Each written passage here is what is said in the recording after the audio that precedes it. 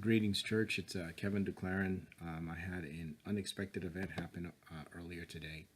Um, I was hit at the Walnut Park, where I've been staying at for the last couple of weeks, and woke up this morning in excruciating pain and in my right foot, my right thigh, and I wasn't going to say anything at first, but one of the African Americans came out and what came out of him was violence. He didn't say anything to me. I didn't say anything to him, but we understood each other.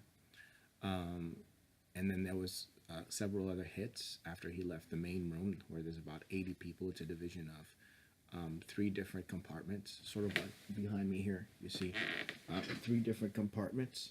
When you walk into the back room from the television room, that's the ladies, the couples, and then the men. We were on this side here, on the right side, and I'm on the second bunk.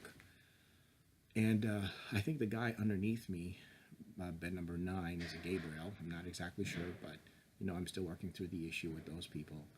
I got hit, and I started talking, defending myself. I took it out to the television room.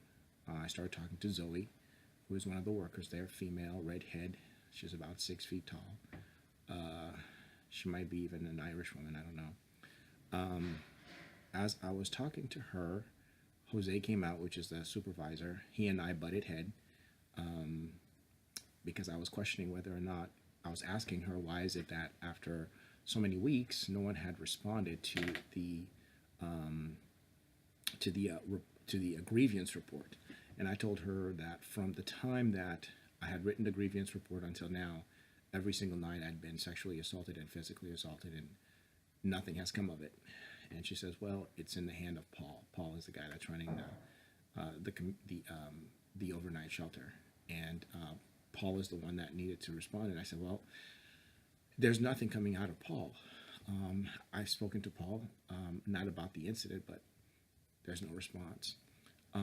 Jose got pissed off and came out, almost to the point of violence, and I told him there's no reason for him to get violent because, I feel like it's everything that's happening right there in that shelter, overnight shelter, is the same thing that's happening at the Portland Rescue Mission, City Team Ministries, and all the other shelters where I'd stayed. So this is just a continuation of it.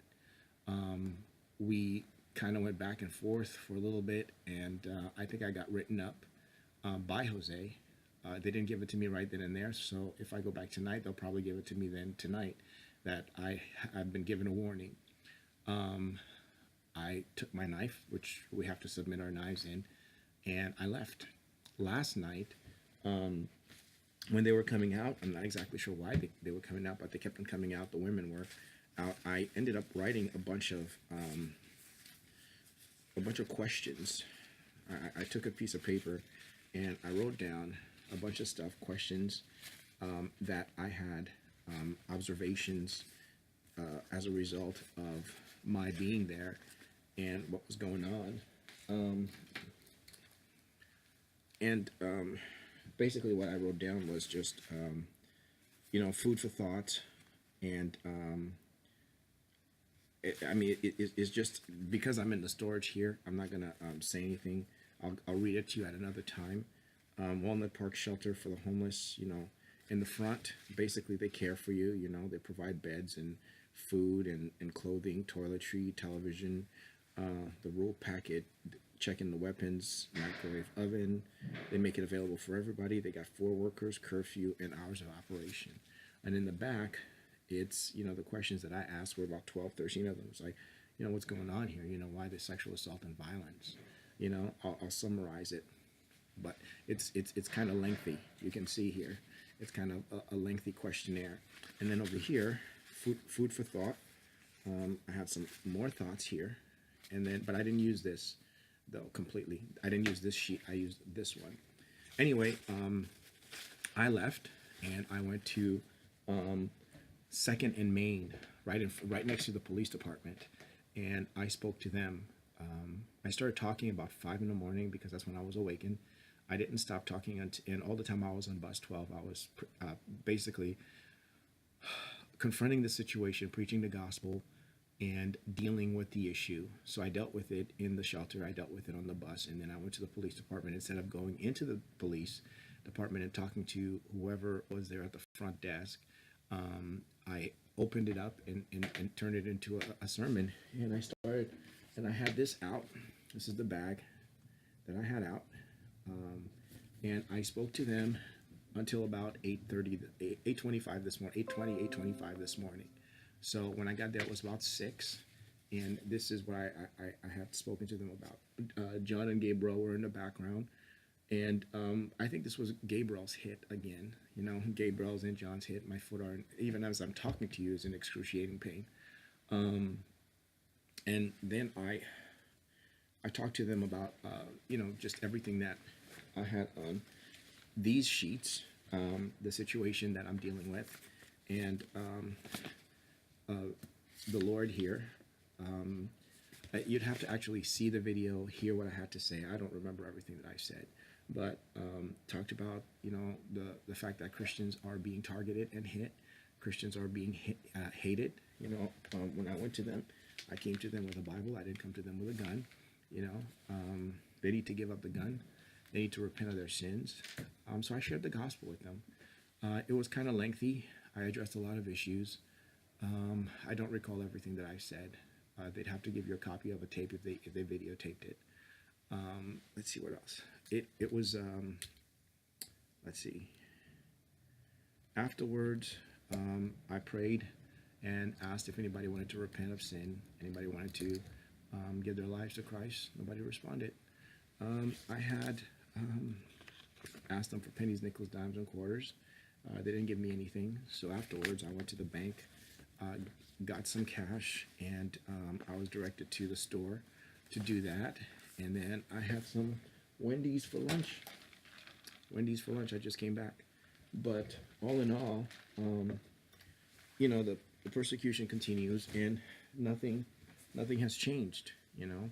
And it's a heartbreak because it's, you know, it's painful. You know, it's painful to the foot, it's painful to the genital, it's painful to the thigh, and I hate it. You know, I absolutely hate what they're doing to my life and my time. On my way back from Wendy's, I was just reminded that shepherds don't sleep at night. And I'm thinking, why? Because of what I'm describing here. They say, well, if you're the shepherd of a flock and you go to sleep, what's going to happen is that the wolf is going to come in and is going to hurt the sheep. So shepherds don't sleep at night. The only time shepherds sleep is here and there, an hour here, an hour there. Whenever you get an opportunity to close your eyes, that's when you close your eyes. And I thought, man, what a harsh way of living. Right? While everybody else is getting an 8 hours to sleep, you can't do nothing. But you have to stay up. And me, wherever I'm sitting, I black out. You know, my body doesn't ask for permission to black out. So I wanted to inform you of that 3-hour sermon in case something happened, either to Gabriel, myself, or John MacArthur. In case the police department decided to respond to the message. It was lengthy, and I wouldn't say it was hard, but it was to the point. A lot of, and I just dealt with it the best as I could. You know, I don't think I resolved it. I think the issue's just been addressed. And I guess that's it. I just wanted to keep you up to date with what was going on. And I don't know where I'm going to be tonight, if I'm going to be there again, but now I know I have to stay up no matter what. And it's hard because the body demands rest, right? The body demands rest. The feet, on the other hand, the pain is reoccurring. It keeps coming back. You know, you only need to get hit once, and then for it to become a reoccurring hit, painful matter in your joints, you know, your veins. So that was kind of hard for me. Apart from that, that's pretty much it.